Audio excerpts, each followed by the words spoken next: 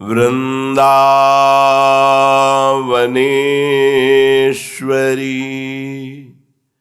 तवैव पदारविन्दम्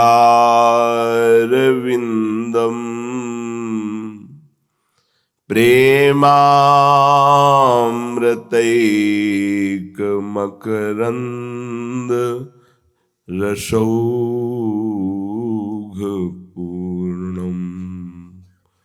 हृद्यर्पितं मधुपतेः स्मरतापमुग्रम्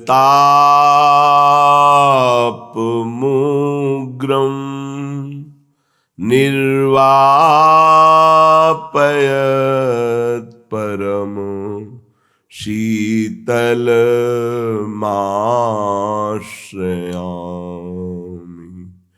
निर्वापयत् परम शीतलमाश्रयामि।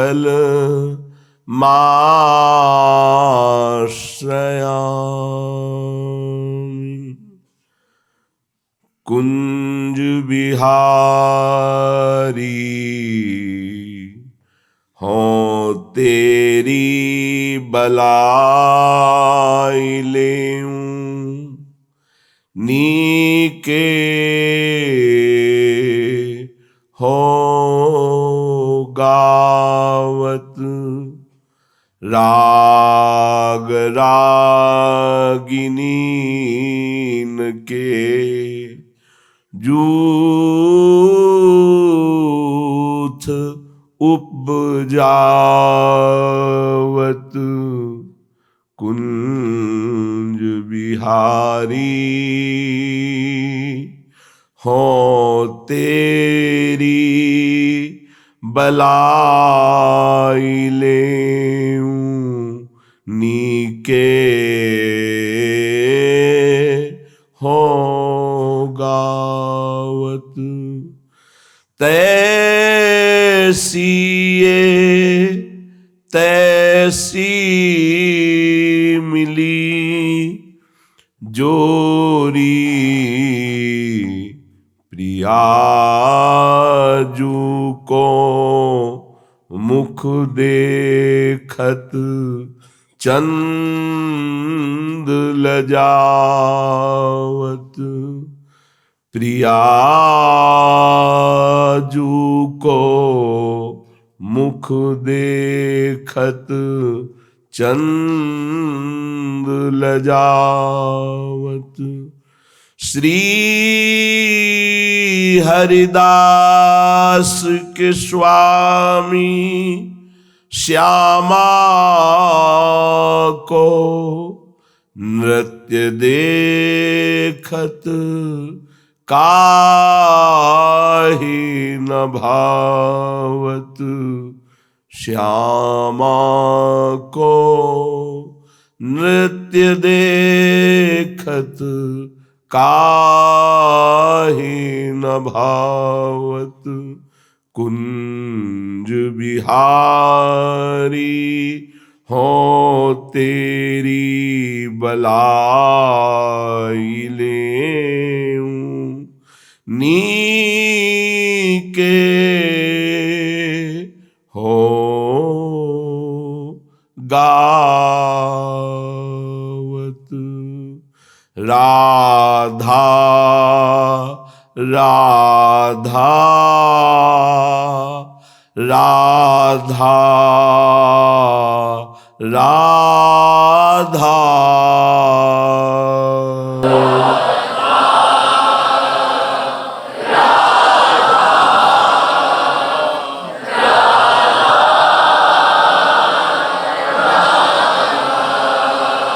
हमारी प्रियाजू का एक व्रत है, एक बाना है, एक प्रण है। यदि एक बार कोई हृदय से प्रियाजू की शरण में आ जाए तो प्रियाजू से कभी छोड़ती नहीं। परम कल्याण, मोक्ष पदवी, परम पद, प्रेम, निजंग सेवा, ये सब सहज हो जाता है जो चाह करता है, चिंतामणि प्रणमताम ब्रज नागरीणाम। स्वामिनी जो चिंतामणि है, सुरतरु है, कामधेनु है, पर बड़ी गुप्त रीति की शरणागति है प्रियाजू की। जब तक रसिकों का संग नहीं मिलता तब तक प्रियाजू का परिचय नहीं मिलता। अगर हमारी किशोरी लाडली के गोरे चरणारविंद की शरणागति कोई स्वीकार कर लेता है, निश्चित मानो उसका परम कल्याण, निश्चित मानो। ये हम किसी पक्षपात से नहीं कह रहे, ये हमारी स्वामिनी जी का स्वभाव और प्रभाव है। श्रीपाद प्रबोधानंद जी महाराज कह रहे हैं, त्वयि रचयति राधिका वनाशामति भय मेत्य पलाई तव माया। हत हृदय कुतोन्विदम तवागाद विकृति शतम गगन प्रसून कल्पम। भाई, जैसे आकाश में विविध प्रकार की आकृतियां बन जाती हैं बादल से, पर वो सब झूठी होती है, ऐसे ही संसार में जो तुम कल्पनात्मक सुखों में जीवन बर्बाद कर रहे हो, मुझे ये पद मिल जाए या ये पद मिल गया, मैंने इतने रुपए कमा लिए, इतने और मिल जाए, ये भोग भोग लिया और भोग ले, ये सब आकाश पुष्प, आकाश आकृति की तरह मिथ्या है, सच्ची मान लीजिए। देखो ना, अपना जीवन 40 वर्ष व्यतीत हो गए, 25 वर्ष, 50 वर्ष, क्या है तुम्हारे पास? कोई अनुभव है कि मैंने इतना भोगा अब नहीं भोगूंगा, जान गया झूठा है? या मुझे तृप्ति हो गई अब कछनाथ न चाही मोरे, ऐसा कुछ आया? कुछ नहीं आया। एक केवल वासना और बढ़ती चली जा रही, और भोग लूं और भोग लूं और एकत्रित कर लूं। फिर जब ये शरीर ही छूटेगा तो तुम्हारे साथ क्या जाएगा? तो श्रीपाद कह रहे हैं, विकृति शतम गगन प्रसून कल्पम। ये जो सैकड़ों प्रकार की कामनाएं तुम्हारी हो रही है ना, ये आकाश फूल, आकाश की आकृति की तरह है, वो सत्य नहीं है। तुम्हें कभी पूरी होती दिखाई देंगी, कभी लगेगा पूरी नहीं हुई, लेकिन जिनकी पूरी हो गई वो भी अधूरी है।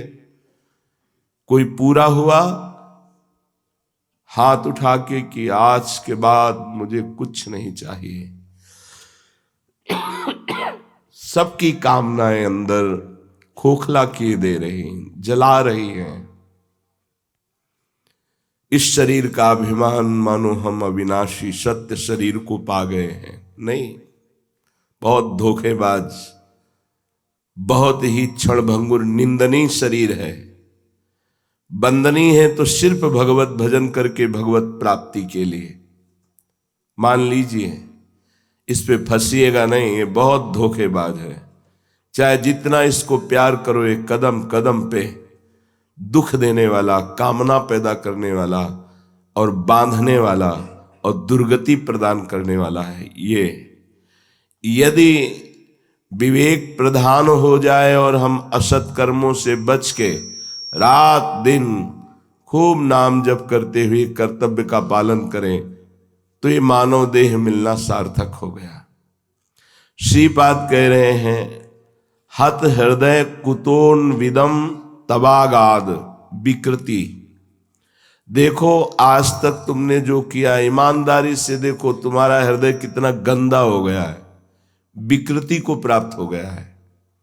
इसका मतलब तुम्हारे जीवन का जो लक्ष्य है, हृदय का निर्मल होकर के भगवत प्राप्त होना, उस पर तुम नहीं चल रहे हो। भगवान की मांग है, निर्मल जन मन सो मोहि पावा, मोहि कपट छल छिद्र न भावा। हमारा हृदय निर्मलता की जगह मलिनता में बढ़ता चला जा रहा है। मलिनता ब्रह्मा के द्वारा रचे हुए किसी भी भोग के भोगने की इच्छा उत्पन्न होना, यह मलिनता का लक्षण है।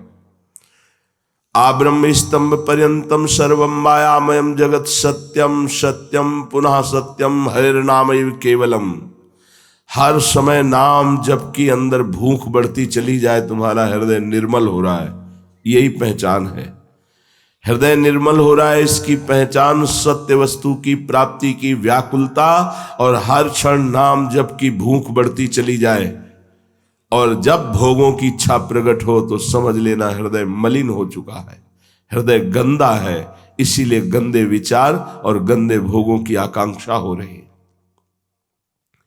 श्रीपाद कह रहे हैं, हत हृदय कुतोन्विदम तवागाद विकृत शतम गगन प्रसून कल्पम।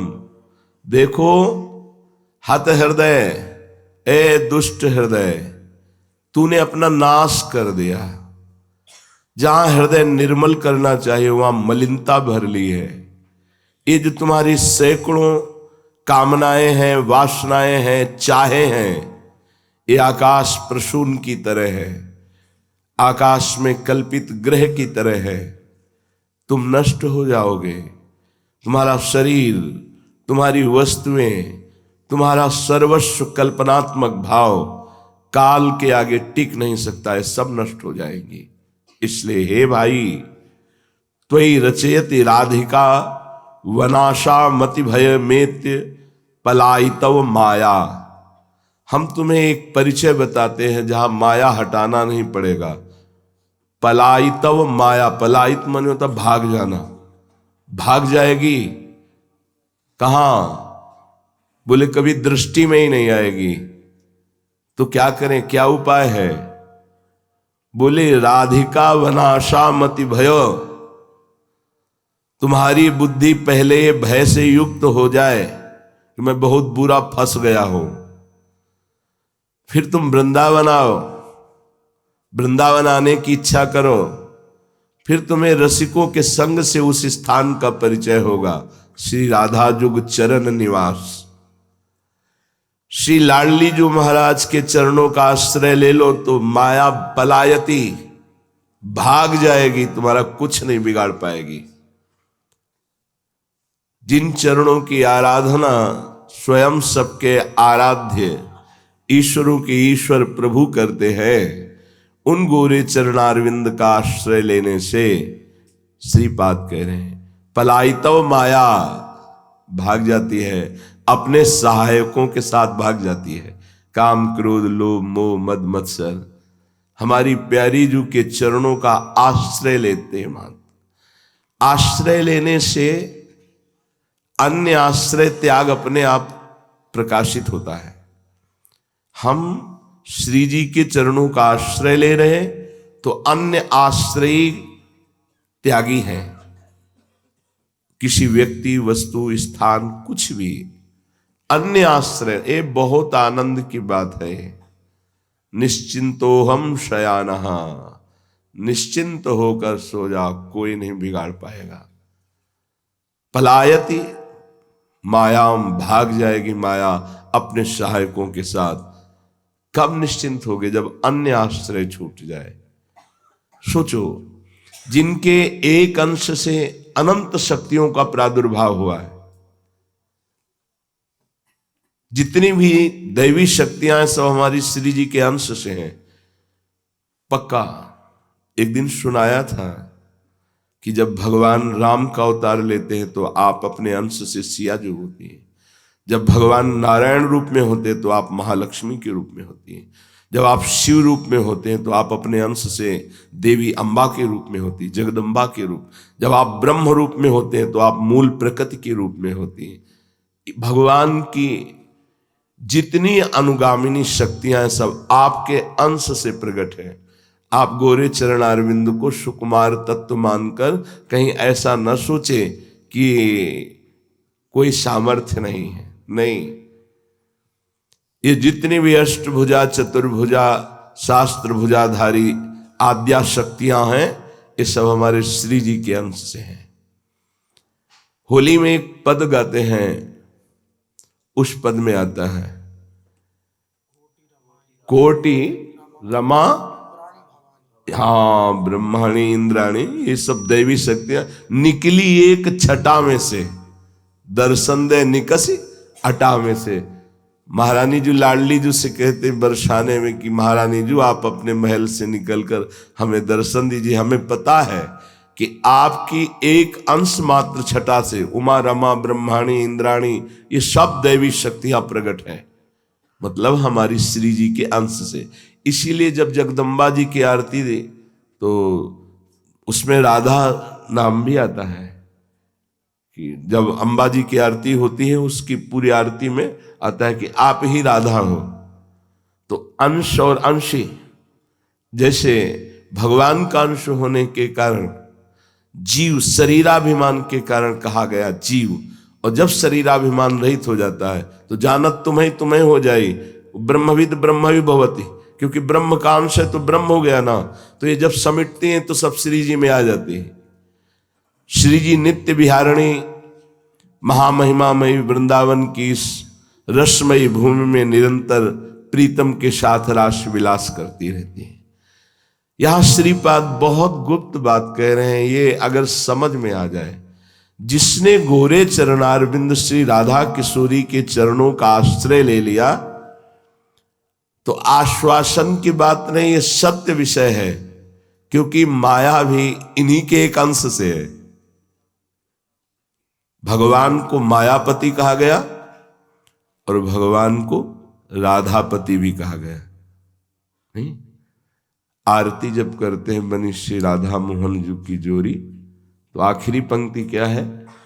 जय श्रीत हरिवंश रसिक राधापति, सूरत रंग में बोरी। राधापति है ना। और जगत में क्या कहा गया है? मायापति। तो जानते हुए माया कौन है? आपके ही एक अंश से है। और प्रमाण ले लीजिए, जब मनुष्य रूपा को भगवान प्रकट हुए श्री हरि और कहा क्या चाहते हो, तो कहा आप जैसा पुत्र चाहते हैं, तो मेरे जैसा तो मैं ही हूं, मेरे जैसा तो कोई दूसरा है ही नहीं, अद्वितीय प्रभु, मैं ही तुम्हारा पुत्र बनूंगा आकर। और सुनो, आद्य शक्ति जेहि जग उपजाया, सो अवतरी मोरी यह माया। किसको कहा? सियाजू को, कि जो आद्या शक्ति मेरी माया है, जब मैं अवतार ले रहा हूं तो वो भी अवतार लेगी। तो किस रूप में अवतरी थी? आप हुए राम रूप में, तो आप हुई सियाजू के रूप में। तो माया शक्ति कौन है? इन्हीं की है, इन्हीं की अंश स्वरूपा है हमारी श्री जी की। जब कोई राधापति से विमुख होता है तो फिर माया अपना जाल फैलाकर उसकी दुर्गति कर देती है, और जब राधापति के सन्मुख होता है तो माया, स्पष्ट लिखा है, पलायितो माया, वो भाग जाती है कि नहीं नहीं अब यहां मेरा कोई काम नहीं, अब ये अनुकूल है, अब बच्चा है, अब तो दुलार पाएगा। माया का दुलार उसे मिलता है, माया बाधा नहीं पहुंचाती श्री जी के चरणों का आश्रय लेने से। श्री जी के चरणों के आश्रय से ही जुगल प्रेम होता है।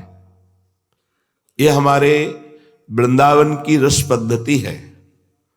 इष्ट श्यामा महारानी, क्योंकि बिना श्यामा जी के चरणों का आश्रय लिए सखी भाव का जागरण नहीं होता है, पक्का समझ लो। स्वयं भगवान ये भाव प्रदान नहीं कर सकते।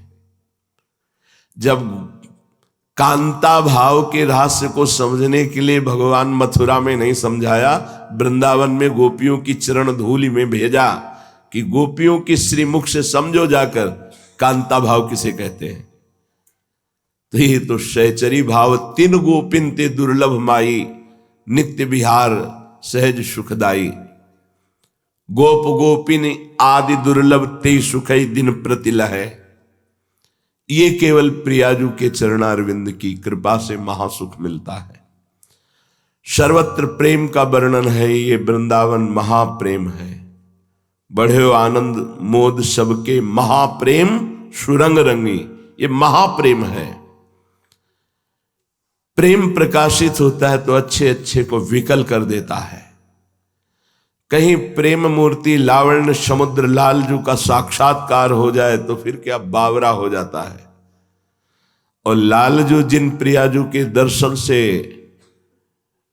शुद्ध रहित हो जाते हैं, ऐसे युगल सरकार को निरंतर अपने कर कमल से दुलार करती हैं, स्नान कराती हैं, श्रृंगार कराती हैं, भोग पवाती, शयन कराती हैं और मूर्छित नहीं होती। तो प्रेम नहीं, ये महाप्रेम है। जिनके दर्शन के लिए शिव सनकादि ध्यानस्थ रहते हैं, उनको ध्यान नहीं, उनके कपोल में, उनके वक्षा स्थल में, उनके विशाल भाल पर पत्रावली की रचना करती है। इनके जैसा सौभाग्य किसको। पत्रावलिम रचितुम कुचयो कपोले। इतनी सामर्थ्य। यन्नारदाजे सुकैरगम्यम वृंदावने वंजुल मंजु कुंजे तत्कृष्ण चेतो हरणय के विज्ञ मत्रास्त किंचित परमम रहस्यम। प्रियाजू यदि मुस्कुराकर अपने नेत्रों से लालजू की तरफ देखती हैं, जब महाराज की दशा बदल जाती। उन्हीं नेत्रों में नेत्र मिलाकर अंजन आंधती है सखिया। इसलिए प्रेम नहीं, ये महाप्रेम। और ये महाप्रेम की धारा राधा चरणारविंद से दासियों के हृदय में आती है। सत प्रेम सिंधु मकरंद रसौघ धारा सारा नजस्रमभिता श्रवदाश्रितेषु। हमारी स्वामिनी जी के चरणों का आश्रय लेने से श्री लालजू महाराज अत्यंत प्यार करने लगते हैं। खास बात है। राधा नाम जापक, राधा चरण उपासक तो अखिल कोटि ब्रह्मांडों के ईश्वरों के भी ईश्वर लालजू उसके अधीन होकर संग संग डोलते हैं। इसलिए आप देखेंगे जब सखियां बात करती हैं तो प्रियाजू की, तो आप सोचेंगे लालजू की क्यों बात नहीं करें, क्योंकि लालजू इस बात के सुनने के रसिक हैं और वो अपने आप को न्योछावर कर देते हैं ये बात सुनकर कि मेरी प्राणेश्वरी प्रियाजू की ये केवल अनन्य सहचरी है। महाराज बरस पड़ते हैं, ऊपर बरस पड़ते हैं। ये अंतर की बात है। एक श्लोक में संकेत मिलता है श्रीमद राधा सुधा निधि में, निज प्राणेश्वर्या यद्यपि दयनीयमिति मां चुंबत्यालिंगति सुरत माध्या मदयति विचित्राम स्नेहरधिम। श्री लालजू महाराज हमारी प्राणेश्वरी प्रियाजू की सखी है तो मार श्रृंगार रस की वर्षा कर देते हैं।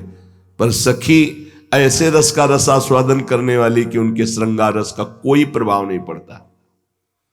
कैसी अद्भुत।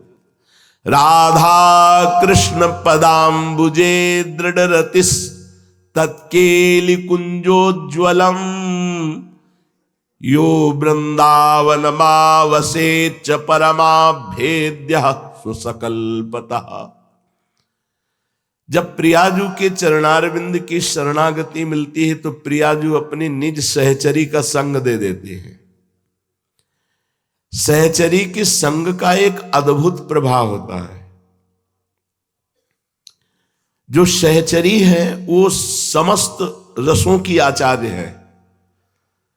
शांत दास्य सख्य वात्सल्य कांता सहचरी, समस्त रसों का ज्ञान होता है। जैसे आकाश में केवल शब्द गुण है, पर वायु में स्पर्श और शब्द दोनों गुण है। स्पर्श और शब्द दोनों गुण। वायु जब चलती तो शब्द, आकाश का गुण शब्द होता है और स्पर्श से पता चलता है वायु चलती है। और तेज अग्नि, इसमें रूप भी है, स्पर्श भी है और शब्द भी है। जल, इसमें रस भी है, रूप भी है, स्पर्श भी है, शब्द भी है। पृथ्वी, इसमें गंध भी है, रस भी है, तेज अर्थात रूप भी है, स्पर्श भी है, शब्द भी है। ऐसे ही शांत में केवल शांत रस है, लेकिन दास में शांत और दास्य दोनों है। सख्य में शांत दास्य और सख्य है। वात्सल में शांत दास्य सख्य वात्सल्य है। कांता में शांत, दास्य, सख्य, वात्सल्य और गोपी भाव भी हो। सहचरी में सब विराजमान है, सबकी आचार्य है, वो समस्त भावों का ज्ञान रखने वाली है। अब उपदेश भक्ति को कहो, जैसी विधि जाके चित रहो, लहो जो मनवांछित सफल। सब हरि भक्ति कही समुझाए, जैसी जैसी जाय सुहाई, आई सकल चरणन भजे। एक खास चमत्कार सहचरी का। आप ज्ञान के उपासक हो, शांतरस या दास्य के या सख्य के या वात्सल्य के या कांता के, उनके संग से आपके भाव की पुष्टि होगी। अब उपदेश भक्ति को कहो, जैसी विधि जाके चित रहो, लहो जो मनवांछित सफल। सब हरि भक्ति कही समुझाए, जैसी जैसी जाय सुहाई, आई सकल चरणन भजे। ऐसा नहीं कि सबको सहचरी भाव में ही दृढ़ कर देंगे, नहीं, जैसी जैसी जाय सुहाई, आई सकल चरणन भजे।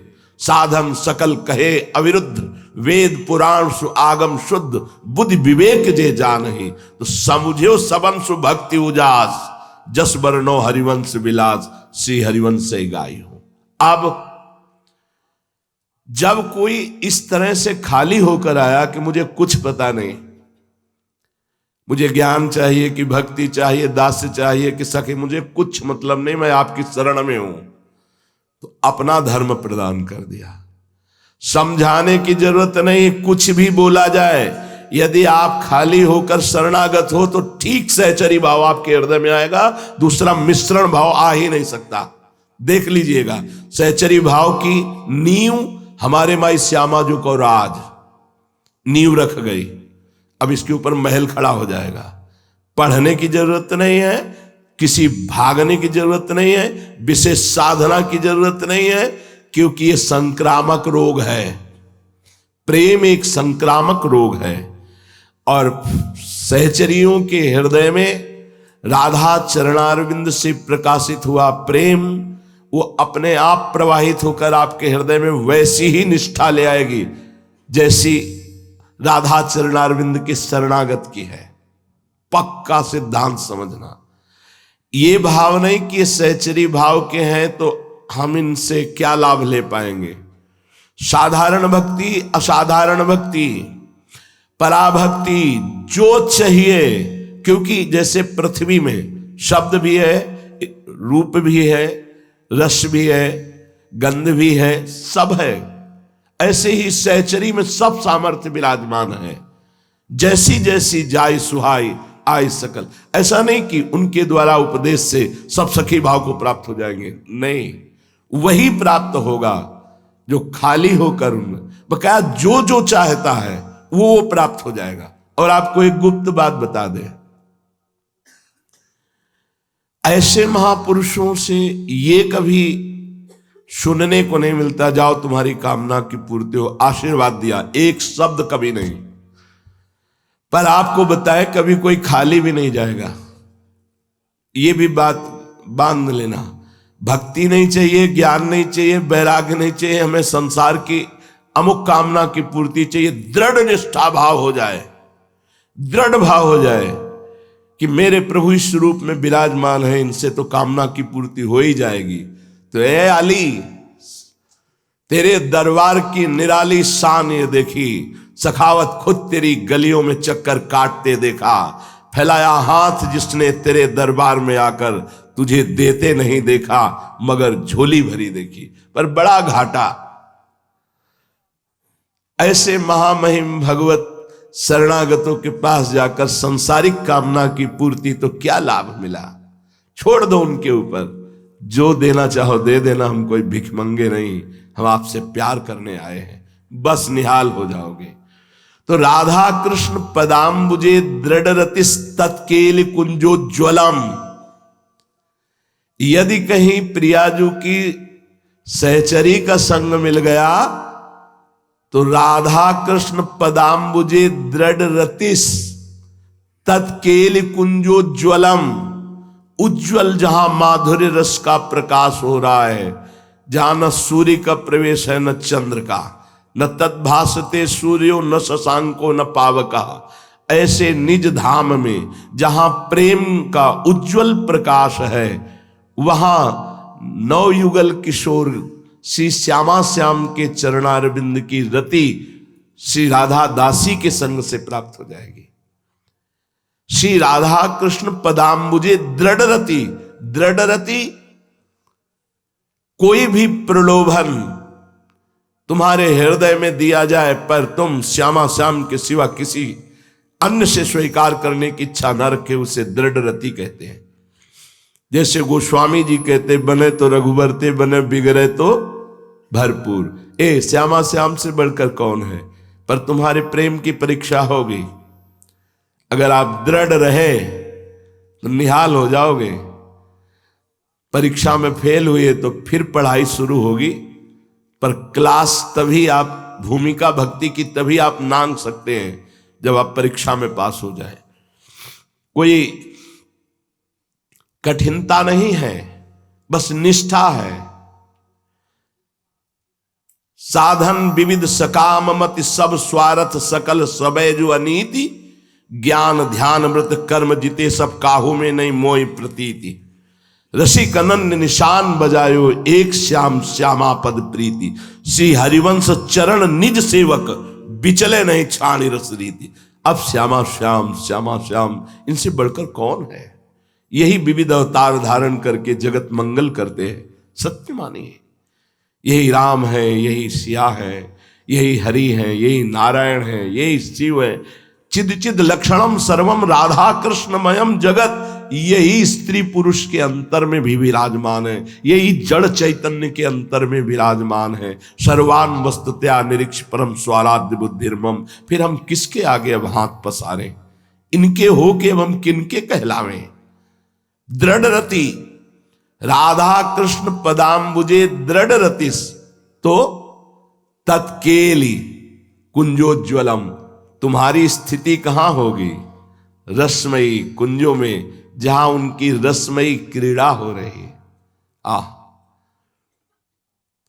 प्रिया प्रीतम गलवैया दी हुई जिन कुंज निकुंजों में विहरण कर रहे हैं, वैकुंठ भी वृंदावन की शोभा के आगे लघु हो जाता है। श्याम तमाल पे कनक बेल लिपटी हो, ऐसी प्यारी जू प्यारे जू की झांकी जिनकी एक बार नेत्रों में हो गई, वो नेत्र फिर और कुछ देखना नहीं चाहते। देख सखी राधा पी अकेली, ये दो खोरी खिरक गिरी गहवर बिहरत कुंवर कंठ भुज मेली। ये दो नवल किशोर रूप निधि बिटप तमाल कनक मनोबेल। ये प्यारे जो ऐसे रूप समुद्र हैं, अति लावण्य रूप अभिनय गुण नाहिन कोटि काम समतुलो। भ्रकुट विलास हास रस बरसत जैसे हित हरिवंश प्रेम रस झूलो। एक शोभा का वर्णन नारायण स्वामी जी करते हैं। ये सन्यासी थे, वृंदावन आए तो अब रंग है प्रेम का। प्रेम का रंग थोड़ी देखता है कि तुम गृहस्थ हो कि विरक्त हो, ब्रह्मचारी हो कि दुराचारी हो। यही तो खास बात प्रेम में है, किसी योग्य नहीं और लाडली जो की शरणागति मिल गई तो प्रेम प्राप्त हुआ, जो बड़े बड़े योग्य पात्रों के लिए भी संभाव्योपि विरंच नारद शिवो, संभावना नहीं है। यही खास बात हमारी प्यारी जो की है कि अयोग्यों को ऐसा प्रेम प्रदान किया जो योग्यों के लिए संभावना नहीं है। संभाव्योपि विरंच नारद शिव स्वयं भुवाद्यर्णया। नारायण स्वामी बहुत बड़े महापुरुष हुए। जब वृंदावन आए तो रास बिहारी की कृपा से राशेश्वरी प्रियाजू के चरणों में रति हुई। वृंदावन ब्रजधाम की निष्ठा जागृत हुई। अब हमारे जीवन का लक्ष्य वृंदावन वास। ऐसा प्रियालाल के चरणों में प्रेम निरंतर मंत्राकार वृत्ति ब्रजवासियों के टूक पाना, रज में ही लौटना, सन्यासी थे ही पूर्ण कसौटी से कसा हुआ हृदय रूपी पात्र था। रंग रिजिया वृंदावन है ही, बहुत जल्दी रंग डालता है, बहुत जल्दी। और रंग तो यहां भरा ही हुआ है, प्रेम रंग। अब ऐसा प्रेम रंग हृदय में चढ़ा कि लीला में प्रवेश हो गया। बड़ी सुखद अद्भुत लीला देख रहे हैं। घनघोर घटा छाई हुई है, सजल नील मेघ ऐसा लटक रहे हैं, बस बरसने वाले हैं। बीच बीच में बिजली एकदम चमक रही है। ये तो आकाश में देखा, और जो दिखाया वृंदावन ने वो बड़ा अद्भुत दिखाया। ठीक नवीन मेघ जलधर की कांति वाले श्री लालजू महाराज। ये एक बार झलक आ जाए तो फिर किसी काम का कोई नहीं रह जाता। उनके सामने जो झलक आई, जैसे आकाश नवीन मेघ जलधर से युक्त है, ऐसे नवीन मेघ कांत श्री लालजू, और पार्श्व में वो चमक की बिजली तो अंतर ध्यान हो गई, लेकिन ये पीतारुण क्षय मनंत तडिल्लता भम, तडिल्लता बिजली को कहते हैं। अनंत बिजलियों की सी कांति गौरांगी प्रिया लालजू के पार्श्व में विराजमान है।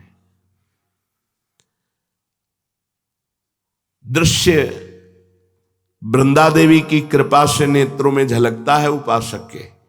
यहां की अधिष्ठात्री देवी वृंदा देवी है।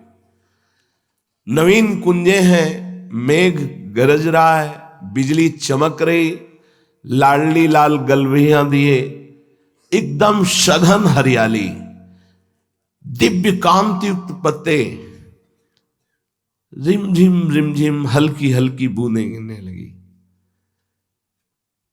सखी प्रियालाल को घेरे हुए हैं सखिया, दोनों परस्पर एक दूसरे की तरफ देखकर मृदु मृदु बातें कर रहे हैं। सखी ने प्रार्थना करी। इस समय बहुत सुंदर शोभा है युगल सरकार, देखो कितने सुंदर झूला का सृजन किया गया है। आप अगर झूला में पधारें तो हमारी सेवा सार्थक होगी और संपूर्ण वृंदावन प्रफुल्लित हो जाएगा, प्रसन्न हो जाएगा जब आप झूलेंगी। दोनों युगल सरकार पिया प्यारी विराजमान हो गए झूले में। जैसी सखिया कहती हैं वैसा ही युगल सरकार पी प्यारी के विराजमान होते ही ताल मृदंग उपंग मधुर मधुर संगीत बजने लगा। ये सब नारायण स्वामी देख रहे हैं। वेश सन्यासी का है, चित्त प्रिया प्रीतम के प्रेम में रंगा हुआ है। सखी एक झुला रही है, कुछ गा रही है, कुछ सामने नृत्य कर रही और कुछ बजा रही संगीत। प्रिया प्रीतम पहले मृदु मृदु झूला चला, सखियां देख करके प्राण न्यौछावर कर रही हूं, वैसे ही नारायण स्वामी देख करके, क्योंकि इस समय नारायण स्वामी है नहीं अपने में, अपनी शुद्ध भुला दे ऐसी रूप माधुरी। देखी युगल छवि सावन लाजे, उत घन श्याम लाड़िलो, उत दामिनी इत प्रिय संग राजे। आकाश की तरफ देखो, हल्की सी गर्जना हो रही, नवीन मेघ, बिजली चमक रही। और कुंज में देखो तो झूला में घनश्याम लाड़िले और प्रियाजू ठीक वैसी शोभा प्रकाशित कर रही। नवीन जलधर मेघ कांति, ऐसा लावण्य कोट काम मूर्छित हो जाए और पार्श्व में सुंदरता की सीमा प्रियाजू विराजमान। उत्बर्षण बूंदन की लरिया, इतगल मोतियन हार विराजे। झूला चल रहा, हल्की हल्की बूंदें गिर रही, इधर प्रियालाल के गले में जो मोतियों की माला हिल रही है, बड़ी शोभा दे रही है। कहीं तो दादुर बोल रहा है, कहीं मृदु मृदंग बज रहे, कभी मोर कुहुक रहे, कुछ सखियां नृत्य कर रही तो नूपुर बज रहे। उत दादुर इत बजत बांसुरी, उत गरजत इत नूपुर बाजे। उत रंग के बादर इत बागे, उतय धनुष यहां बनमाल विराजे। उत घन घुमण इतय द्रग घूमत, नारायण बरसा सुख साजे। नारायण स्वामी इस अद्भुत शोभा को देख रहे हैं। अब झूले की पैंग बड़ी तो दोनों युगल सरकार मुस्कुरा रहे हैं। आज दो झूलत मृदु मुस्क्यात, मंद मंद मुस्कुराते हैं। सखियां झुला रही हैं, कुछ गा रही, कुछ नृत्य कर रहे हैं, कुछ वाद्य बजा रहे हैं। अद्भुत वन की शोभा। केवल सखियां यहां नहीं हैं, हंसों की मंडली, मयूर मंडली, ये सब प्रियाजू के प्रेमी जन हैं। जिधर जिधर श्री चरण युगल सरकार के उधर पूरा परिकर होता है। ये समाज है, ये राजहंस समाज है, हंस हंसिनी का, प्यारी जू प्यारे जू का। औरों बात लखी ते सजनी, ये सैनन माही कछु बत रात। झूला झूल रहे युगल सरकार और नेत्रों से कुछ बातें कर रहे हैं। बीच बीच में प्रियाजू के प्रेम नेत्रों का वार ऐसा होता है कि महाराज ही जानते हैं उस वार का हृदय पे क्या प्रभाव होता है। बीच बीच प्रीतम चित चोरत, प्रिया नयन की कोर। सैनन माही कछु बत रात। प्रेम वार्ता वाणी से नहीं होती है, वो नेत्रों से होती है। कैसी सुंदर शोभा नारायण स्वामी देख रहे हैं।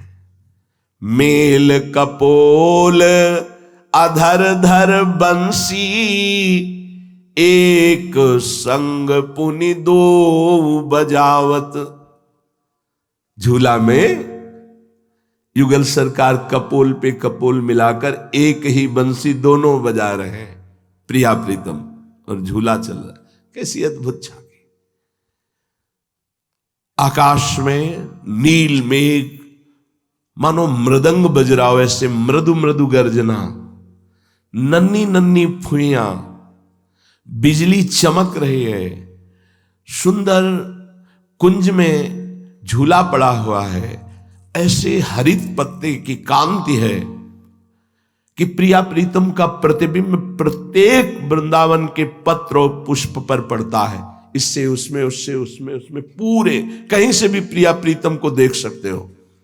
हर पुष्प में, हर पत्ते में, वृंदावन की कुंज में। इसीलिए वृंदावन द्युति पत्र की उपमा को कछुनाहि कोटि कोटि बैकुंठ हो तेईसम कहे न जाए। और कोई भी गंधर्व ऐसा गायन करने की शक्ति नहीं रखता, कोई भी राग रागिनियां मूर्तिमान ऐसी नहीं जिनका निकुंज में होड़ लगाया जा सके, उदाहरण दिया जा सके। इनका प्रवेश ही नहीं।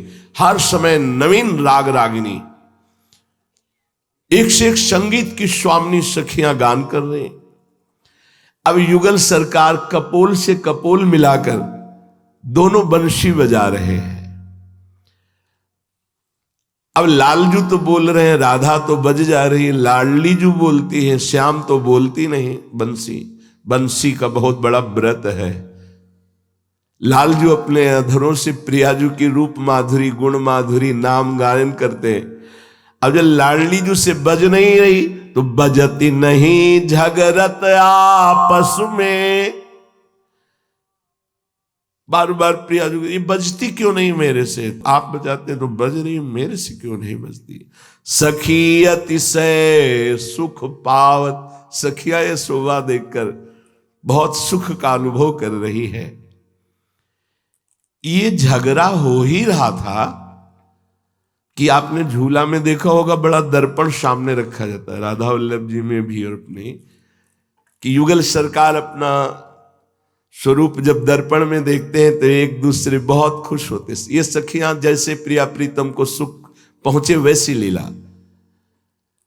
अचानक लाडली जू ने लालजू को देखा और पार्श्व में इतनी सुंदरी विराजमान है। अब लाडली जू के मन में सब कुछ आ गया, इतनी सुंदरी तो हमने कभी वृंदावन में नहीं देखी। ये छल करते हैं। यद्यपि प्यारी जू को 64 कला प्रवीण कहा गया है, तदपि भोरी, बहुत भोरी है हमारी प्रियाजू। लालजू 16 कला प्रवीण है, तो 16 चौको 64 कला प्रवीण, तदपि भोरी। कितनी भोरी है कि अपने स्वरूप को भूल गई और उनको भान हो गया कि लालजू के पास ये सुंदरी तो हमने कभी ब्रज में नहीं देखी, वृंदावन में नहीं देखी। निज प्रतिबिंब देखी दर्पण में, भानु लली मन में सकुचावत। बूझत पियसो ये को झूलत, जो निज छवि सो हमें लजावत। प्रीतम, ये कौन सी सुंदरी है जिसके साथ तुम झूल रहे हो? मुझे बड़ी लज्जा लग रही इसकी सुंदरता देखकर, ऐसा तो कोई सुंदर नहीं देखा हमने।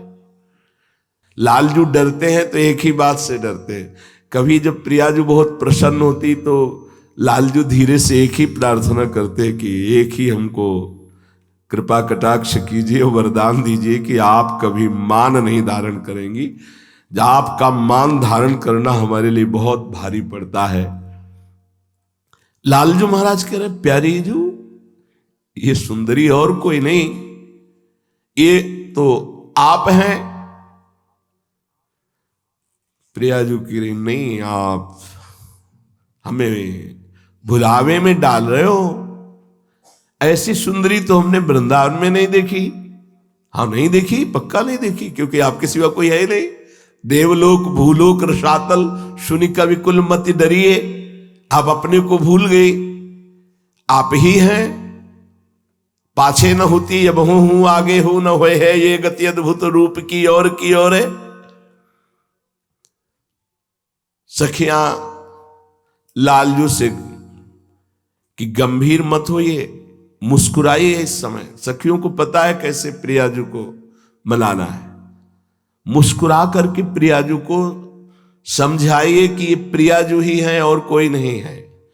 तो हंसत श्याम प्रिय को लखी भोरी, हंसत श्याम प्रिया को लखी भोरी।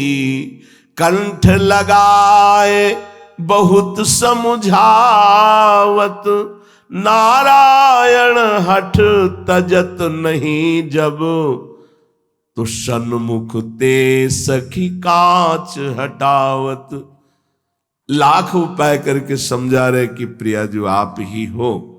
जब नहीं समझ में आए तो दर्पण हटा दिया और कहा, अब देखो आप ही हो ना पार्श्व में। तब प्रियाजू मुस्कुरा दिए। नारायण स्वामी जिस समय से ये प्यारी जू और प्यारे जू की लीला देखी, बिक गए हमारे ब्रज में। और गिरिराज जी की तलहटी उनका जीवन था, ब्रजवासियों के टूक मांग के खाना। और निरंतर श्री राधा कृष्ण के चरणारविंद की रति में डूबे रहना। हमारे वृंदावन की एक अद्भुत महिमा है कि ये कब किसको प्रेम प्रदान कर दे, इसकी कोई तिथि नहीं, तारीख नहीं और योग्यता भी नहीं कि इतना योग्य होगा तो प्रेम प्रदान कर दिया जाए। देख लो कितनी भोरी सरकार है।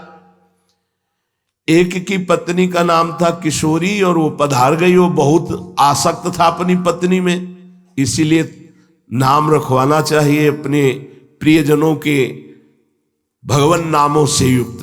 देखो बढ़िया बात बन गई। अब वो आसक्त था पत्नी में तो हा किशोरी, हा किशोरी, हा किशोरी। किशोरी नाम में कितनी सामर्थ्य है। बरसाने कोई भक्तों का दल आ रहा था, वो उनके संग लग गया। किसके रंग से? किशोरी नाम से। ये वृंदावन आना, ब्रजधाम आना, बरसाना आना तुम अपने पैसों के बल से नहीं आते, लाडली जी की कृपा से आते हो। इसीलिए नाम रखवाना चाहिए परिवार के जनों के, भागवतिक नाम रखवाना चाहिए। स्कूल वाले नाम, लिखा पढ़ी वाले और होने चाहिए, क्योंकि ये भागवतिक नाम अगर ऐसी जगह लिखे जाएंगे तो कभी कागज में ऐसे फेंक दिए गए पैरों के नीचे पड़ेंगे तो नहीं। भागवतिक नाम स्कूल में नहीं लिखाने चाहिए, उसमें सांसारिक नाम हो कागजात में, और बोलचाल की भाषा में भागवतिक नाम, दो नाम रखने चाहिए। भागवतिक नाम बोलचाल में रखना चाहिए और सांसारिक नाम कागजात में रखना चाहिए। तो नाम किशोरी और वियोग किशोरी का पत्नी से बहुत प्यार। नाम में कितनी सामर्थ्य है। देखो पुत्र के बहाने नारायण बुलाया तो परम पद मिल गया। ए हा किशोरी, हा किशोरी। तो बरसाने आ रहे था भक्तों का दल, तो उन्हीं के साथ लग गए। अब उनको श्री जी से तो मतलब था नहीं, सब लाडली जी के दर्शन करने गए, वो नहीं गए। गहेवर वन पहाड़ में चढ़कर और विरह हुआ, जोर जोर से रात्रि में पुकार, हा किशोरी, हा किशोरी। तो प्रणाम है इनको, इनकी पत्नी के प्यार को। सबको नहीं प्रणाम है, इनको प्रणाम है, क्योंकि इनकी पत्नी का नाम किशोरी था तो किशोरी के धाम ले आए किशोरी नाम ने। नहीं तो पुरंजन भी हा हा करके मरा तो स्त्री ही बना जाके अगला जन्म, भागवत में पढ़ लो। हा पुरंजनी बन गए मृगनयनी, जाके दूसरे के साथ फिर ब्याह हुआ उनका।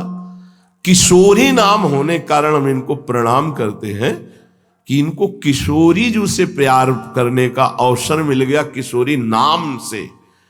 बरसाना धाम लिवा लाया किशोरी नाम।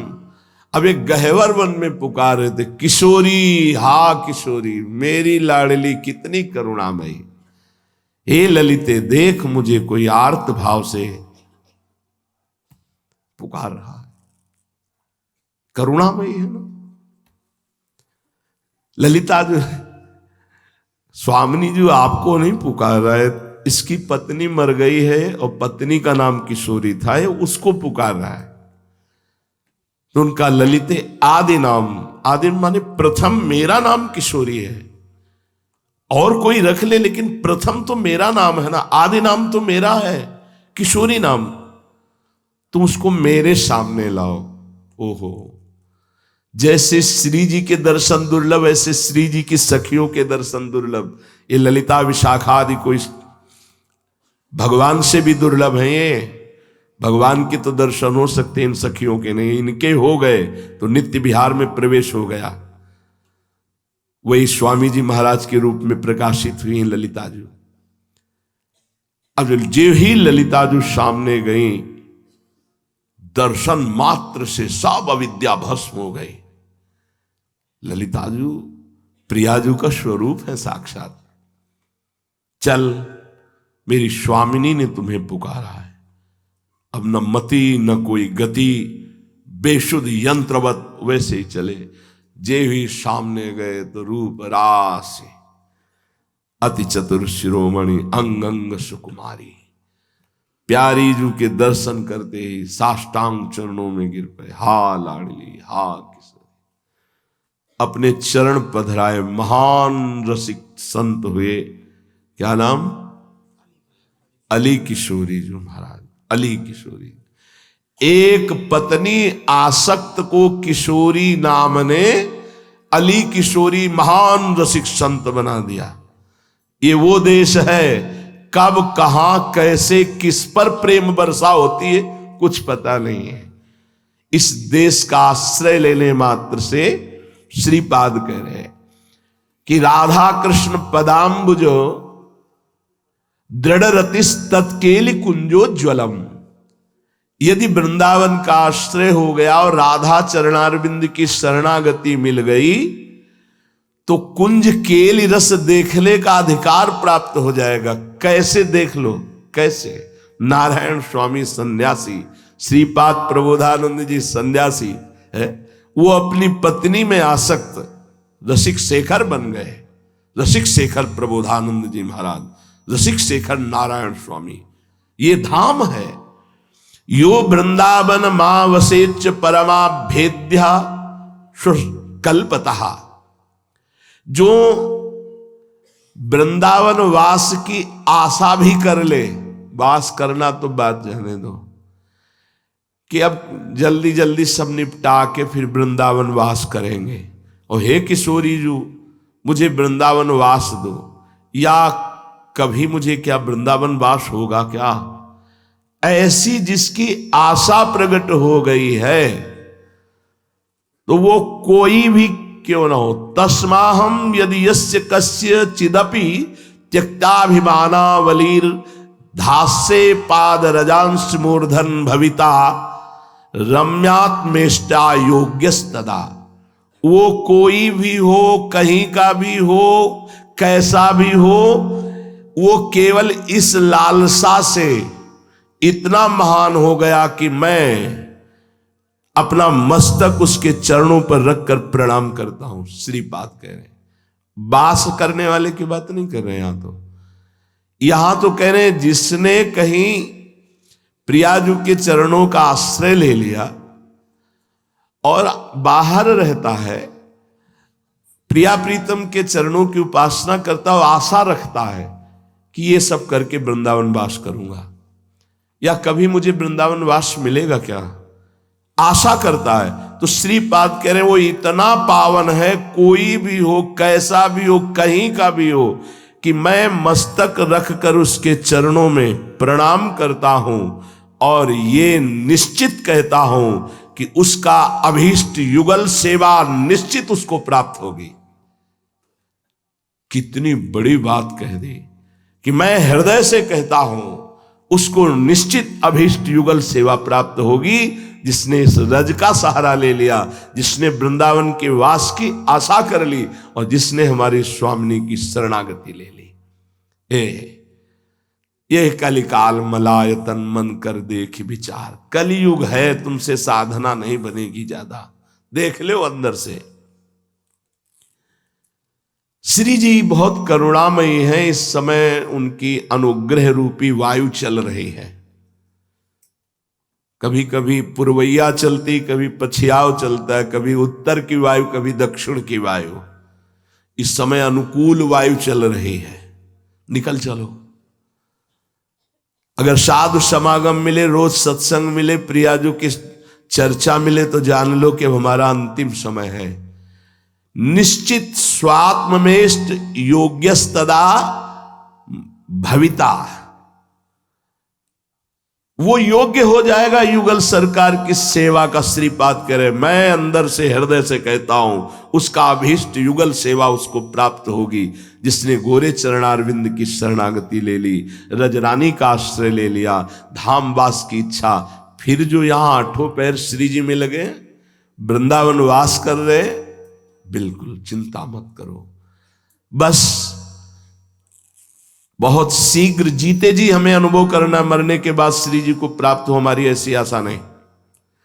हमें इसी शरीर में रहते हुए जीते जी सेवा में रहना है, प्रगट सेवा और भाव सेवा। हम अपने स्वरूप का अनुभव करके इसी शरीर में रहते हुए शरीर प्रगट सेवा में और भाव देह से अपने प्रिया प्रीतम की नित्य सेवा में उपस्थित, यही यहां की रहनी है, वृंदावन ब्रज की रहनी है। प्रगट शरीर प्रगट सेवा में, भाव देह से नित्य सेवा में। ये प्रेम प्रकाशित होने पर ये भाव देह का प्रादुर्भाव हो जाता है। श्री देवर्षि नारद जी कहते हैं ये प्रेम प्रकाशते क्वापि पात्रे, किसी बिरले में जागृत होता है।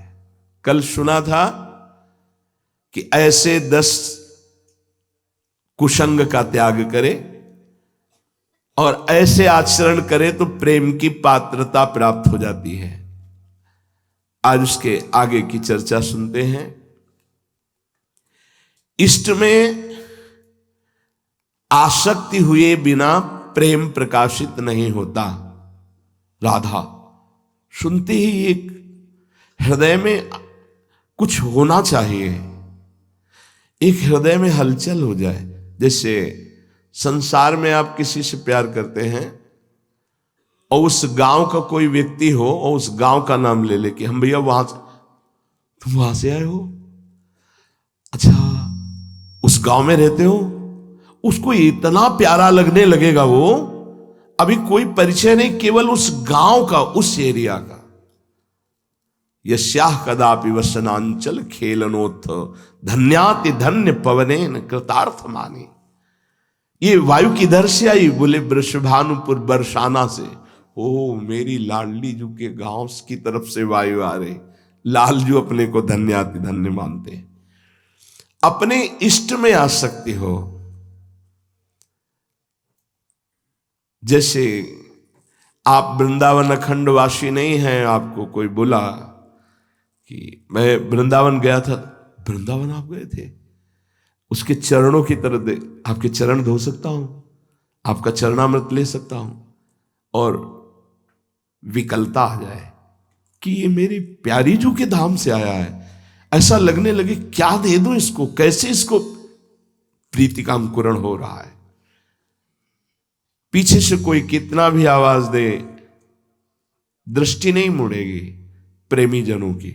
लेकिन श्री हरिवंश जी बुलाया, वो बार बार देख, किसने? श्री राधा जी। क्यों? क्योंकि बिका हुआ जीवन इनके लिए, जहां उनका नाम एकदम जी। आप और कुछ बोलो, बोलते रहो, बगल से निकल जाएंगे, देखेंगे। इष्ट की आसक्ति, आपकी वाणी खुले तो पहले इष्ट का नाम, आपकी करवट बदले तो बेशुद्ध अवस्था में भी इष्ट का नाम। तो जब शुद्ध में इष्ट का नाम लोगे तब तो बेशुद्ध अवस्था में आएगा। इष्ट की आसक्ति ये प्रेम की पात्रता प्रदान करेगी। आसक्ति होती बार बार नाम जप करने से, बार बार उनकी चर्चा सुनने से और उनके प्रेमी जनों के संग से। आनंद तो आसक्ति में है, वही आनंद भाव बन जाता है, वही भाव स्थायी हो जाता है, वही स्थायी भाव भावदेह की प्राप्ति करा देता है। जिसे प्रभु अपने पास बुलाना चाहते हैं उसे निरंतर भगवदाकार वृत्ति कराने वाले महापुरुष का संग दे देते हैं। अपने सबको श्री जी ने बुलाया है, विश्वास कीजिए। ये जो 4:15 बजे से आप बैठे हैं, ये सब आप श्री जी के कृपा पात्र हैं। आपको लाडली जी ने पसंद कर लिया इतनी बड़ी सृष्टि में। जिसे प्रभु अपने पास बुलाना चाहते हैं तो निरंतर भगवदाकार वृत्ति करने वाले महापुरुष का संग दे देते हैं, जिनके संग से भगवदाकार वृत्ति होती है। जहां भगवदाकार वृत्ति हुई, शुभ अशुभ दोनों विध्वंस हुए। जहां शुभ अशुभ का नाश हुआ, प्रेम पात्रता आ गई, प्रेम आ गया। भक्त के पास जब तक अपनी बुद्धि, अपना शरीर, अपना कुछ रहता है, तब तक वो कुछ नहीं है। पूज्य बाबा, भक्त के पास जब तक अपनी बुद्धि, अपना शरीर, अपने पास कुछ है तो वो कुछ नहीं है। वो तभी उपासक प्रेमी माना जाता है जब मन, बुद्धि, अहंकार और सब कुछ प्रियाजू, अपने आराध्य देव का। अब उससे पूछा जाए कि आप और आपके पास क्या है, तो एक ही शब्द है, प्रियाजू। जैसे रूपलाल हित हाथ बिकानी बिक चुके, अब हमारा क्या है। जैसे हरिश्चंद्र जी काशी में जाके डोमर को बिके तो कुछ था क्या आधिपत्य कि मैं चक्रवर्ती सम्राट राजाधिराज महाराज हरिश्चंद्र हूं, होश से बात करना, ऐसा नहीं। डोमर जो आज्ञा करता है जी वैसा ही पालन करते। क्यों? क्योंकि बिक चुके। ऐसे ही हम बिक चुके, प्रियाजू के हाथ बिक चुके। हमारा जीवन, हमारी बुद्धि, हमारा आम, हमारा सर्वस्व प्रियाजू, निकलना चाहिए यही। अचानक किसी संत से, एक उपासक से, एक संत भगवान ने पूछा, यही रहते हो? जी। और कौन रहता है? अकेले रहते हैं। सच्ची में अकेले रहते हो? जी। तो अभी तक प्रियाजू साथ नहीं है?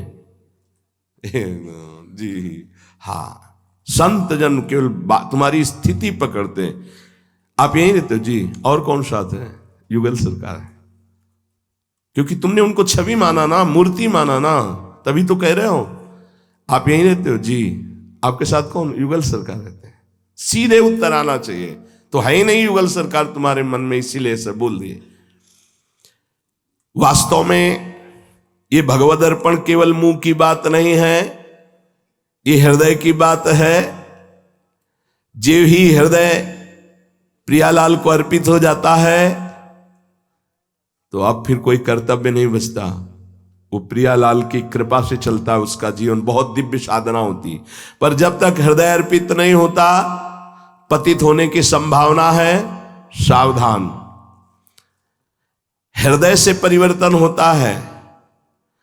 कहने सुनने से हृदय पर प्रभाव पड़ना चाहिए। मैं प्रियाजू का, मेरा सब कुछ प्रियाजू का, वो हृदय में आना चाहिए। उपासक सौंदर्य, विश्राम, प्रकाश, बाहरी निषेध है प्रेम पात्र बनने के लिए।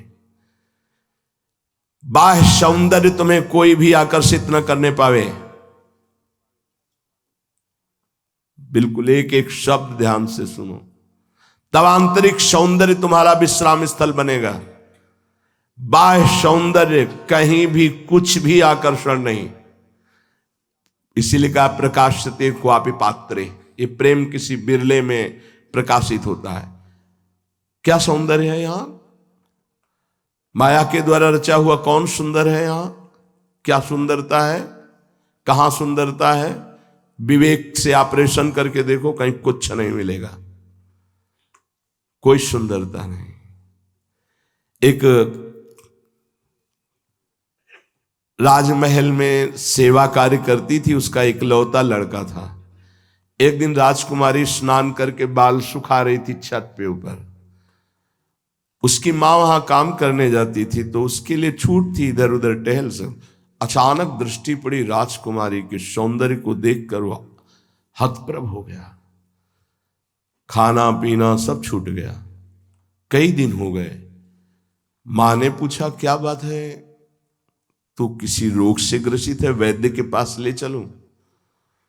तो उसने कहा मां तुमसे तो छुपाव है नहीं, तुम मां हो, तुम जहां काम करने जाती हो महल में मैंने राजकुमारी को देखा और मैं जानता हूं कि मैं बात भी नहीं कर सकता, मार डाला जाऊंगा, क्योंकि मैं एक काम करने वाली का लड़का हूं। पर अब मैं राजकुमारी के बिना जी नहीं सकता, तो मुझे अब मरना ही उचित है। एक दृष्टि ने बावरा कर दिया। उसने कहा यद्यपि हमको भी मृत्यु दंड मिल सकता है अगर मैं कोई बात करूं तो, पर मुझे राजकुमारी पर विश्वास है कि अगर ऐसी बात करूंगी तो वो मुझे क्षमा कर देगी।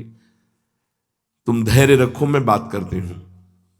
काम करने वाली बाई जो महल में बड़ा उनका सम्मान अधिकार होता है, कोई साधारण काम करने वाली तो है नहीं ना, राजमहल की, वो गई और राजकुमारी से कहा कि क्षमा कीजिएगा, आप हमारी बेटी के समान हैं, पर मैं कहाँ तुच्छ आपके महल की काम करने वाली और कहाँ आप राजकुमारी, पर आप बहुत बुद्धिमान हैं इसलिए कहता हूं, आपके ऊपर रूप को देखकर मेरा लड़का भोजन पानी सब छोड़ दिया, मरने के लिए तैयार है।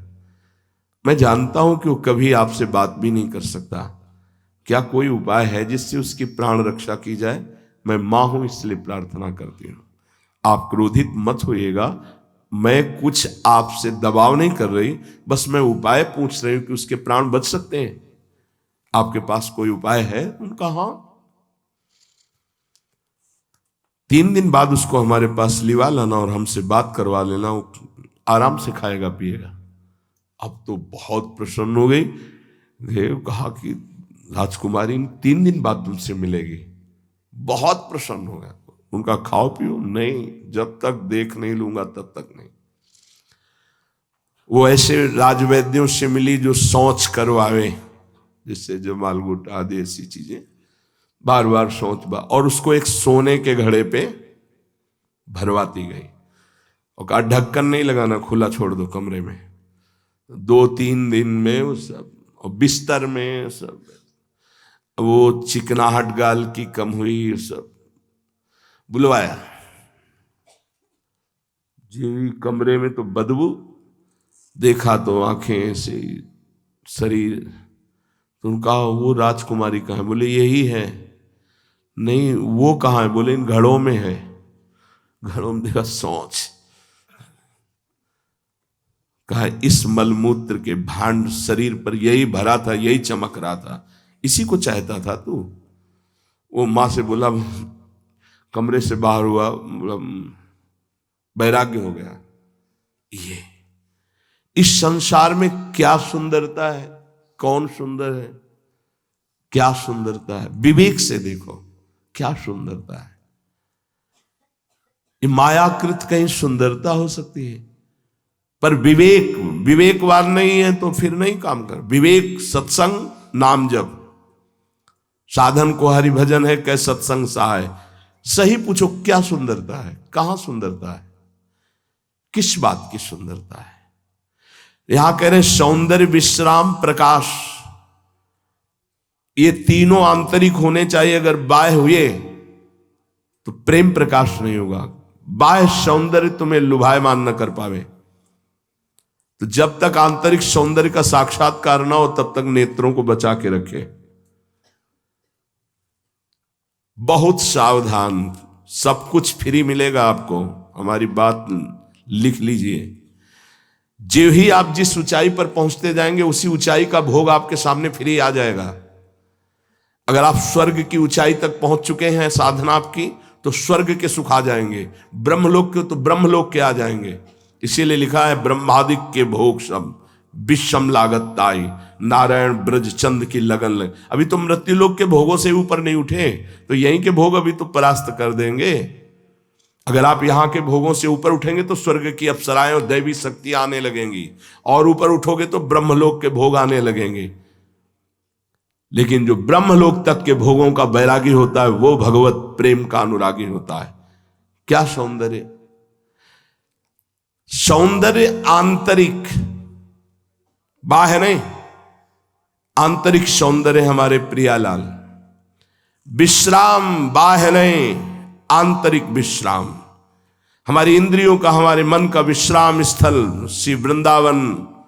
वृंदावन में विराजमान प्रिया प्रीतम, उनकी रसकेली, उनका नाम, उनके गुण, उनका चिंतन, उनकी सेवा, ये हमारा विश्राम स्थल। श्री राधाजुग चरण निवास, सब सोहित निष्कामत वृंदावन विश्राम पायो परम विश्राम। बाह्य विश्राम नहीं, बाह्य विश्राम ये भोग लिया तो हमें शांति मिल गई, ये खा लिया तो हमारे विश्राम मिल गया, बड़ी शांति, ये देख लिया नहीं। बाह्य सौंदर्य नहीं, बाह्य विश्राम नहीं, और बाह्य प्रकाश नहीं। किसी के चमत्कार को देखकर कभी प्रभावित नहीं होना चाहिए। ये जीवन में रहा है, ये चुट्ट पुट्ट वाले चमत्कारों में कभी प्रभावित नहीं। नैष्ठिक ब्रह्मचर्य की कुछ दिन की गायत्री अनुष्ठान की साधना में करके तो देखो, ऐसे सामने जैसे टार्च मारो तो असलियत दिखाई देगी। तुम्हें भ्रम नहीं पैदा होगा कि रस्सी है कि सांप, सीधे ऐसे है। गायत्री मां का अनुष्ठान कोई साधारण नहीं। वेद माता, देव माता, समस्त ज्ञान प्रकाशित करने वाली गायत्री जी, वहां से लेकर इस यात्रा तक, जब तक आंतरिक स्थिति को प्राप्त महापुरुष नहीं तब तक पास नहीं बैठना, दूर। बस एक क्षण में खड़े हुए, देखा, भागे भागे। भागते भागते अब पायो परम विश्राम। वृंदावन प्रकाश, बाहरी चमत्कार नहीं, बाहरी बातें नहीं, बाहरी बकवास नहीं, आंतरिक चमत्कार। काम पर विजय, क्रोध पर विजय, लोभ पर, मोह पर, मद पर, मत्सर पर, और सबसे बड़ा चमत्कार जीवत्व का नाश होकर स्वरूप बोध, स्वरूप भाव। ये बात बीच में टिकना नहीं, कहीं भी अणिमादिक सिद्धियां क्या क्या वैभव प्रकाशित होते हैं। ये सर्वाश्चर्यमयी बात है, ये स्थिति आना, और सब सहज में आ जाती है। ये मार्ग जो है आंतरिक प्रकाश का है। हमें प्रियालाल देख लें, ये सब बहुत छोटी छोटी सिद्धियां, बहुत छोटे छोटे चमत्कार, ये कुछ दिनों में आ जाने वाले हैं। आप इनको कोई महत्वशाली मत समझिए। दूसरे के मन की बात जान ली, दूसरे की दूर की बात सुन ली, देख लिया, ये वो, कुछ नहीं, कुछ नहीं। यहां जो आदेश किया जा रहा है, प्रकाशते क्वापि पात्रे, किसी भी बाहरी, अरे भैया ये प्रकृति है, इसके किसी छोटे से एक कोने पर आप तपस्या के द्वारा अधिकार कर सकते हो। इस पर केवल परमात्मा का अधिकार है। बदल दो दिन को रात में, रात को दिन में, ना होने दो रात। ऐसा है आज तक कोई हुआ है महात्मा, कोई सिद्ध? भैया अब तो रात्रि नहीं होगी, रात्रि नहीं होगी, वो सिद्ध हो गए ना, उन्होंने रोक दिया। प्रकृति पर केवल परमात्मा का प्रभाव। छोटी मोटी बात, घंटा आध घंटा जल को रोक करके बैठ जाओ, थोड़ा वायु ना लो, मिट्टी में समाधि ले लो, ये तो छोटी मोटी बातें। ऐसे हजारों जीव हैं बिना योग के ऐसे ही पड़े रहते। मेढक है ना, कोई योगी नहीं है, बरसात में बाहर निकलता, नीचे मिट्टी में पत्थर के नीचे दबा रहता है, कई महीने तक आनंद पूर्वक बिना कुछ खाए पिए मस्त रहता है। 90 दिन तक बिना कुछ खाए पिए एक साधारण सांप रह सकता है। अगर उसने एक चूहा पा लिया, वो आराम से बिल में चला गया, 90 दिन ना निकले, कोई फर्क नहीं पड़ेगा। कितने ऐसे जीव जंतु हैं, इनका कोई महत्व नहीं। काम, क्रोध, लोभ, मोह, मद, मत्सर, भूख, प्यास, आवागमन, इनको मिटा के भगवदानंद में डूब गया। ये चमत्कार। 3 बातें, बाहरी सौंदर्य पे कभी लुभायमान नहीं होना, बाहरी किसी विषयों पर कभी विश्राम नहीं, और बाहरी किसी चमत्कार से प्रभावित नहीं, कभी नहीं। सच्चाई से चलो, किसी का कोई चमत्कार आपके ऊपर प्रभाव डाल ही नहीं सकता। पूज्यपाद धर्म सम्राट करपात्री जी के पास शिकायत है कि एक बहुत बड़ा तांत्रिक है, वो संतों को बहुत परेशान करता है। क्या करता है? बोले किसी के वस्त्र खोल देगा, किसी के कमंडल तोड़ देगा, किसी को गिरा देगा, ऐसे मतलब जहां बोलेगा, जैसा बोलेगा वैसा हो जाता है। बोले एक बार चलना पड़ेगा उसके पास, कोई हमारे साथ मत आना, नहीं तो उपहास होगा, क्योंकि अन्य का करेगा, अब हम स्वयं जाएंगे। गए तो उसका स्वभाव था नारायण, खत्म। फिर मंत्र, फिर कई बार प्रयास किया, बोले नारायण कर लिया ना प्रयास, अब हम केवल नारायण एक सांस में जोर से बोलेंगे, और तेरी जो दुर्गति होगी तुझे पता है। तो बोले आप धर्म सम्राट करपात्री जी हो क्या? बोले कहते तो ऐसा ही है। तो साष्टांग दंडवत हो गया। महाराज सर के बल उल्टा खड़े होके करपात्री जी उसका दुर्गा सप्तशती का पूरा पाठ कर देते थे। 5 मिनट खड़े होना कठिन हो जाएगा ना, ऐसे महात्मा। जीवन मिला है भगवत साक्षात्कार के लिए। ये छोटे मोटे तंत्र मंत्र, कोई जैसे कहते हैं ना, कोई चक्कर चला दिया हमारे ऊपर, कोई चक्कर है, अरे संसार चक्र से मुक्त होने के लिए अवसर मिला है। कौन चक्र चला सकता है? भूत प्रेत पिशाच मंत्र तंत्र कुछ भी तुम्हारे ऊपर काम नहीं करेगा। महारानी जी के शरणागत हो, साप ताप रोग शोक दारुण दुखारी, इस स्मशान में पड़े रहते थे घाट के किनारे, कहीं कुछ नहीं, कोई नहीं। अगर सर दर्द करना है तो सर दर्द करेगा, चाहे महल में हो चाहे जंगल में हो। अगर तुम्हारे प्रारब्ध भोग में कांटा लगना है तो अच्छी जगह में सुई चुभ जाएगी। अगर कांटा नहीं लगना तो कांटों में घूमने पर भी कांटा नहीं लगा। ए सत्य बात को समझो, इस त्रिभुवन में कोई पैदा नहीं हुआ कि तुम्हारा कर्म ना हो और वो तुम्हें दंड दे सके, ऐसा पैदा नहीं हुआ।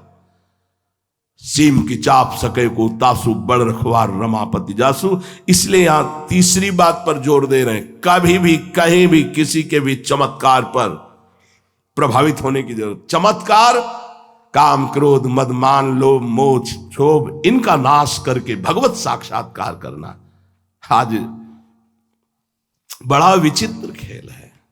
जब सुखदेव जी के लिए व्यास देव जी हा पुत्र तो हर वृक्ष से निकलने लगा सुकोहम सुकोहम सुकोहम। ये सत्य वस्तु का तीन चीजों में सावधान, बाहर का सौंदर्य, बाहर किसी विषय भोग पद प्रतिष्ठा में विश्राम, बाहर किसी प्रकाश चमत्कार का आकर्षण, बिल्कुल नहीं।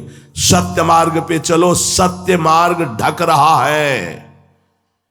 जो धर्म शास्त्र युक्त मार्ग है आज ढक रहा है। आज पाखंड और दंभ ने सत्य मार्ग के ऊपर आवरण डालना शुरू कर दिया है, क्योंकि अभी 4,32,000 में केवल 5,000 वर्ष हुए हैं। अभी थोड़ा 32,000 क्रॉस करने दीजिए, फिर मार्ग ही नहीं दिखाई देगा कि सत्य मार्ग है क्या। अभी मार्ग है तो अभी चल लीजिए।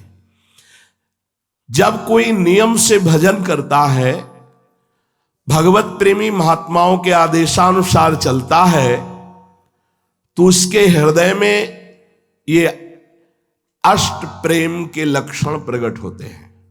पहला, भगवान का नाम कीर्तन गुण कीर्तन सुनते ही कंप होने लगना। जैसे ठंडी में शरीर कांपता है, ऐसे ही वो भगवान नाम कीर्तन हो रहा है, भगवत गुण कीर्तन हो रहा है, भगवत रूप महिमा हो रही, उसके शरीर में कंप होने लगा, स्वाभाविक कंप हो रहा है। दूसरा, अश्रुपात, प्रभावित जल्दी ना होना, क्योंकि ये सब लीलाएं हैं भगवान की।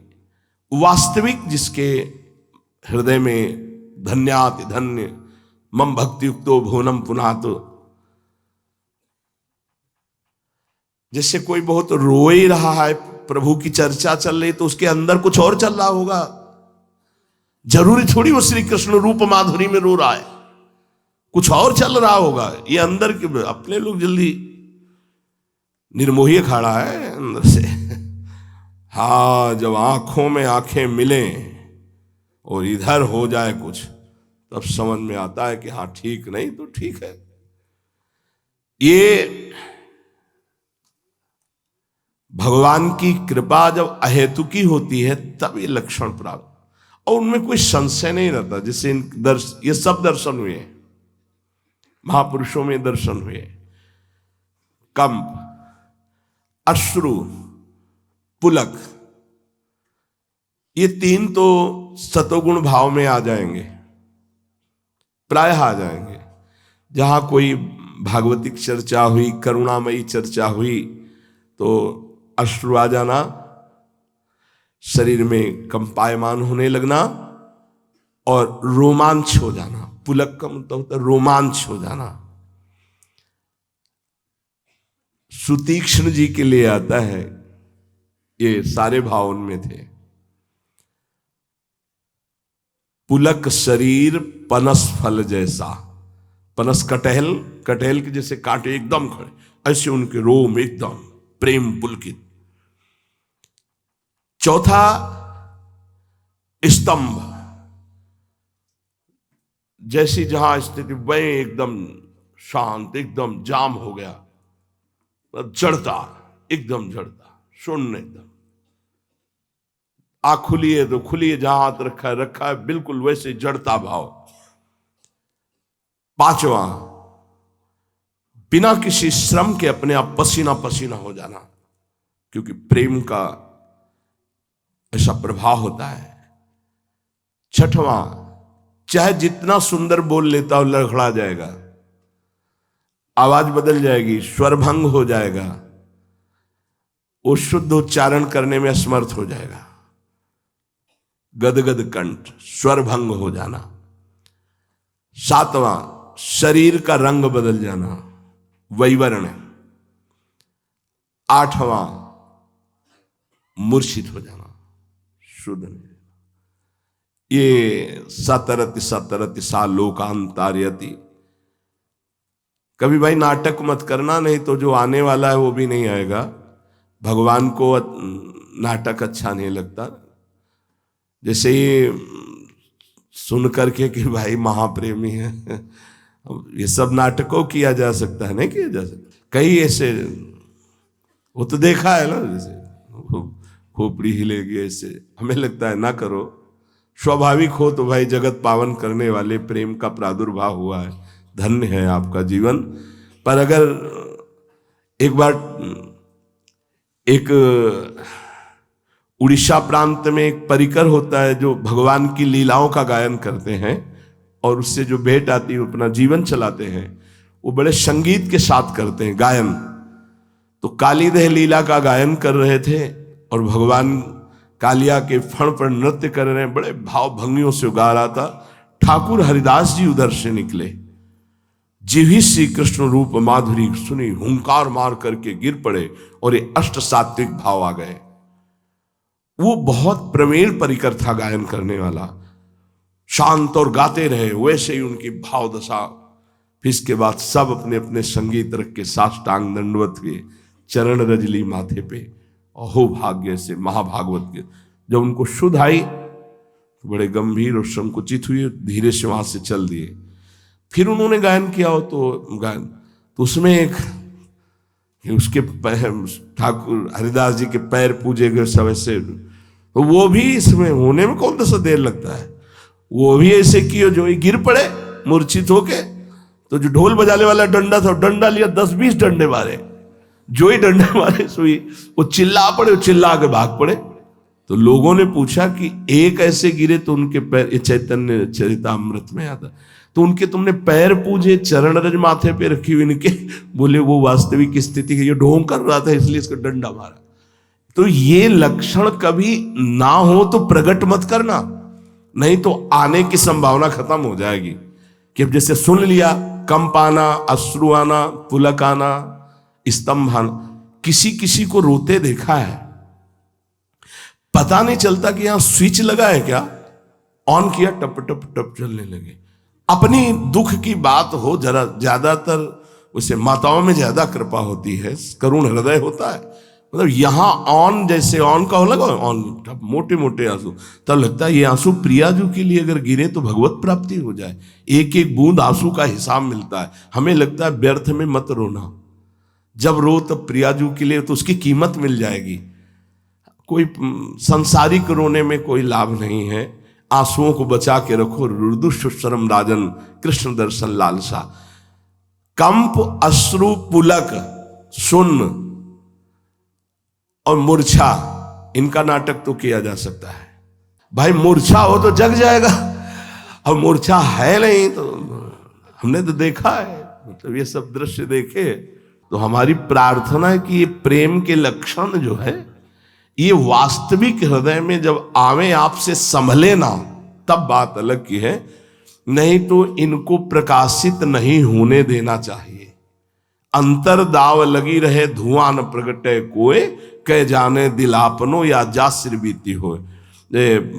भगवत भक्तों के चरित्र में आता है, पूज्य श्री मथुरादास जी ने सुनाया था कि एक भक्त बैठे थे, भागवत की कथा हो रही थी, तो जब श्री कृष्ण रूप माधुरी की हुंकार मारा और विकल हो गए, सारे अष्ट सात्विक भाव प्रगट। तो राजा आरती लेकर के, आरती के अब तो सब हाथ जोड़े खड़े, जो उनको होश आया तो देखा है सब, तो उनका महाराज ये क्या हो रहा है? तो उनका आपको भाव दशा आ गई। भाव दशा नहीं, हमें मिर्गी आती है, वो आरती ऐसे हटा दिए सही। बोले महाराज आप तो राजा हैं, राज वैद्य से चेक करवा लीजिए, मेरे अंदर सात्विक भाव नहीं थे, मुझे मिर्गी आती। बचा दिया, किसी को कुछ भी मापने नहीं दिया। सच्चा महाभागवत अपने भावों को प्रकाशित नहीं करता, प्रकाशित हो जाए तो छुपा लेता है। हम कहीं अपने ऐसे बनावटी भावों को न प्रकट करें जिससे असली भावों से वंचित हो जाए।